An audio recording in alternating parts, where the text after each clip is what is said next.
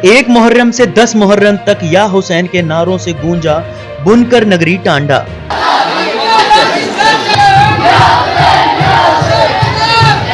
अंबेडकर नगर जिले में मुस्लिम समुदाय द्वारा हजरत इमाम हुसैन की याद में तथा उनकी शहादत पर 1 मुहर्रम से लेकर 10 मुहर्रम तक जुलूस निकाला गया। इस्लाम धर्म के अनुसार हजरत इमाम हुसैन इस्लाम धर्म के संस्थापक मोहम्मद साहब के नवासे थे। उनकी शहादत मुहर्रम की 10 तारीख यानी आशूरा के दिन हुई थी। हजरत इमाम हुसैन ने इस्लाम को बचाने के लिए शहादत दी थी, जिसमें उनका पूरा परिवार भी शामिल था।